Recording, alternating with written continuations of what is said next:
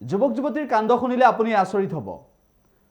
সুৰাৰ নিচাত মাতাল হৈ, সুৰাৰ ৰাগিত মাতাল হৈ, কাৰ বাহন কোনখন ধৰিব নোৱাৰি অন্য এখন বাহন লৈ কেনেদৰে সোণাপুৰ পালেগৈ যুৱক যুৱতী। তাৰ পাছত আৰক্ষীৰ ওচৰলৈ সেই বাহনৰ গৰাকী যোৱাৰ পিছতহে সম্বিত যেন ঘূৰি আহিল।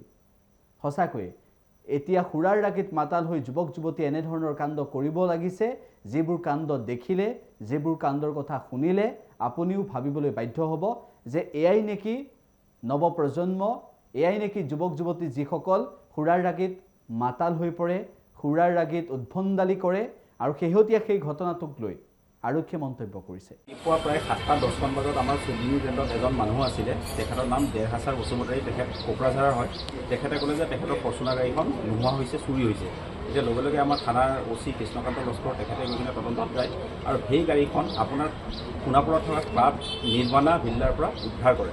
আৰু তদন্তকালত গম পোৱা যায় যে যোৱাকালি সেই ক্লাব নিৰ্মাণাৰ এটাৰ ভিল্লাত তিনিজনী ছোৱালী আৰু দুটা ল'ৰাই এটা ভিল্লা বুক কৰিছিলে আৰু ৰাতি 12টা বজাত তেওঁলোকে পাৰ্টি কৰিবৰ কাৰণে চুলিন কেন্দ্ৰলৈ আহিছিলে। আৰু চুলিন কেন্দ্ৰত তেওঁলোকৰ এজন বন্ধু আছিল। সেই বন্ধুজনৰ এখন ফৰ্চুনাৰ আছিলে। সেই বন্ধুজনে সেই ল'ৰা ছোৱালীখিনিক ক'লে যে তহঁতে ডিফেণ্ডাৰখন থৈ যা আৰু মোৰ ফৰ্চুনাৰখন লৈ যা।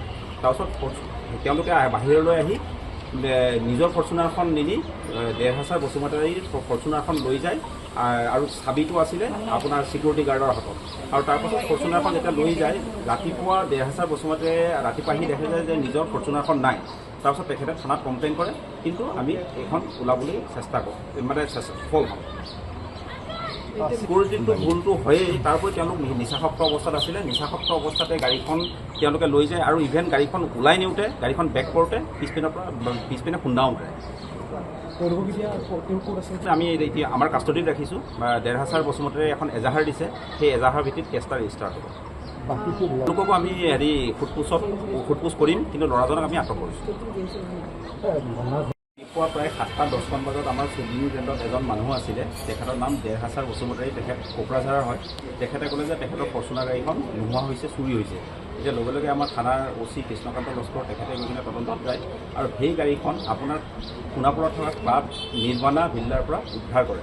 আৰু তদন্তকালত গম পোৱা যায় যে যোৱাকালি সেই ক্লাব নিৰ্মাণাৰ এটাৰ ভিল্লাত তিনিজনী ছোৱালী আৰু দুটা ল'ৰাই এটা ভিল্লা বুক কৰিছিলে আৰু ৰাতি 12টা বজাত তেওঁলোকে পাৰ্টি কৰিবৰ কাৰণে চুলিন কেন্দ্ৰলৈ আহিছিলে। আৰু চুলিন কেন্দ্ৰত তেওঁলোকৰ এজন বন্ধু আছিল।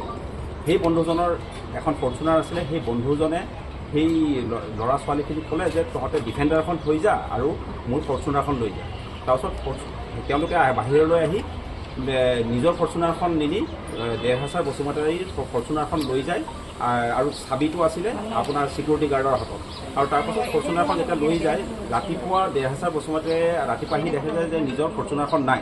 তাৰপিছত তেখেতে থানাত কমপ্লেইন কৰে, কিন্তু আমি এইখন ওলাবলৈ চেষ্টা কৰোঁ, সফল হওঁ। ছিকিউৰিটিটো ভুলটো হয়েই, তাৰ উপৰি তেওঁলোক নিচাসক্ত অৱস্থাত আছিলে। নিচাসক্ত অৱস্থাতে গাড়ীখন তেওঁলোকে লৈ যায় আৰু ইভেন গাড়ীখন ওলাই নিওঁতে, গাড়ীখন বেক কৰোঁতে পিছপিনে খুন্দাও উঠায়। আমি এতিয়া আমাৰ কাষ্টডিত ৰাখিছোঁ। দেৰহাছাৰ বসুমতাৰীয়ে এখন এজাহাৰ দিছে, সেই এজাহাৰ ভিত্তিত কেছটা ৰেজিষ্টাৰ হ'ব। তেওঁলোককো আমি সোধপোছ কৰিম, কিন্তু ল'ৰাজনক আমি আটক কৰিছোঁ।